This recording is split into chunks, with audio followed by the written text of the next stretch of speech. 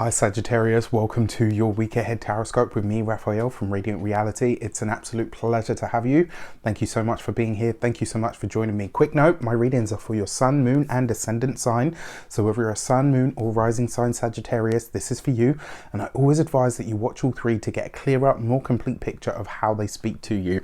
With that said, before we start, I would like to bless my deck of cards with all forms of love, light, peace, prosperity and abundance, and I pray that the messages that come through are ultimately clear and concise and help you on your path to your highest vibrational good. So your key to the week this week is the Death card. Endings, completions, culminations. This is a week where something is coming to an end, Sagittarius, and I believe that this is going to be consciously led by you. I think in a lot of ways when the Death card shows up, I kind of see it as one of those moments where life says to you, you know this has reached its kind of final point.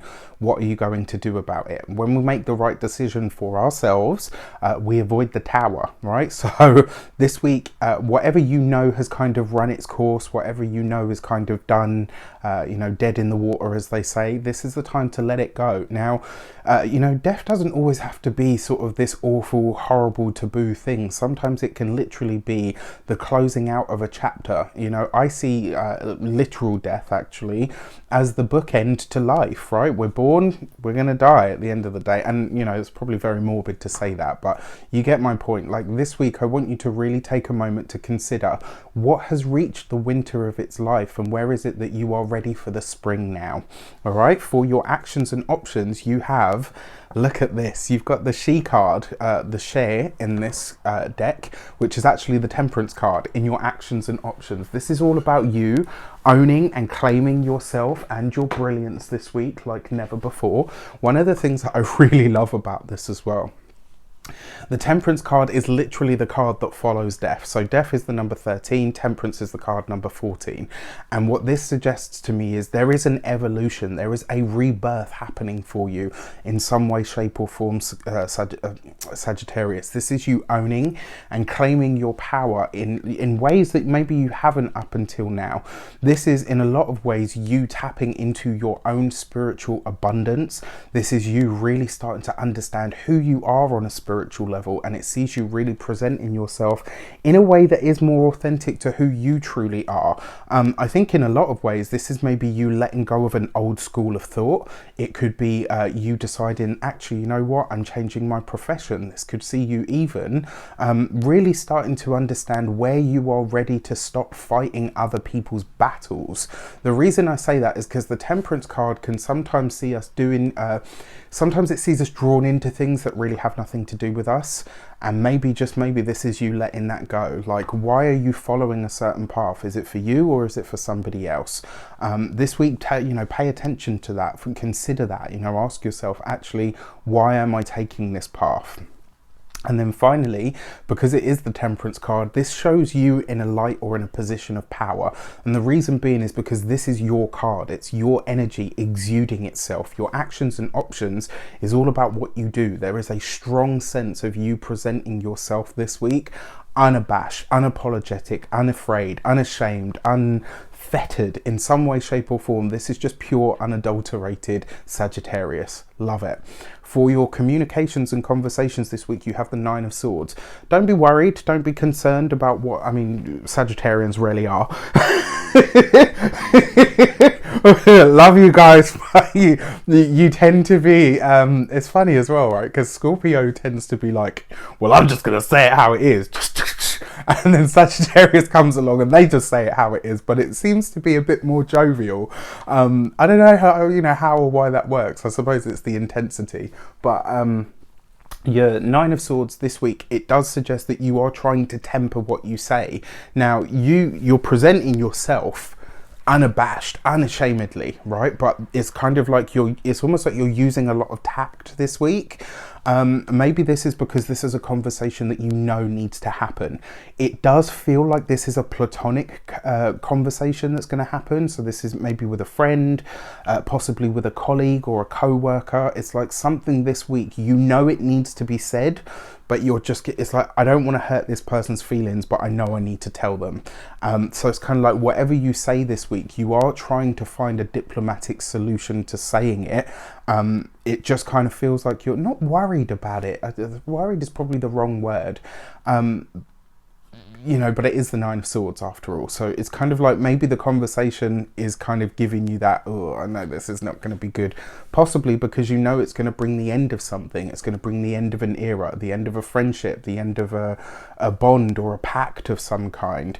For those of you that work for somebody else, especially those of you that work night shifts, that work late into the night, etc., this is going to be a very heavy week for you. I don't know what you're doing. I don't know what you do for work, but those of you that work nights, it's going to be busy. It's probably going to be long hours, and you may very well find this week that you really need to recharge your batteries. Whatever that looks like for you, make sure you take time to fill your own cup before you continue pouring out to others. For those of you that are business owners, entrepreneurs, solopreneurs, etc., again, burning the candle at both ends this week. You know, it looks like there's going to be a lot sort of on your plate in this regard.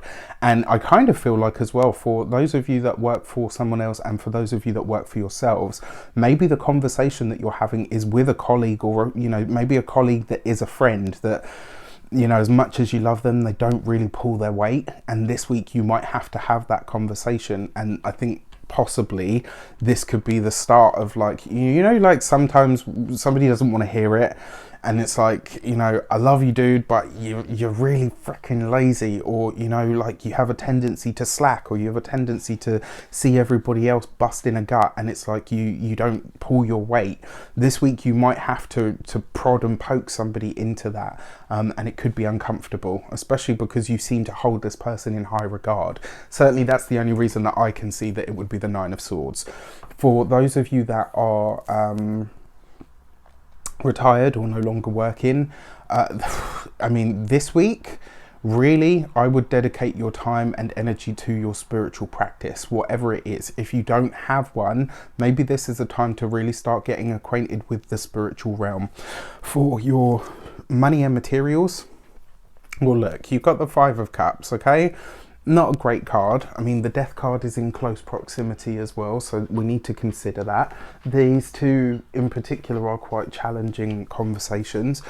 For some of you, this could be a friend or a colleague that you had, you know, maybe planned on working with or launching a project with, and it's like this week you could decide, actually, you know what, this doesn't feel like the right financial move for me. Or maybe you know, maybe you've been trialing this person without actually telling them that you're trialing them, and there's a part of you that's like, right, well, now that I see how you perform outside of this, I don't want to work with you anymore, or I don't want to collaborate with you anymore. There's something here that suggests financially.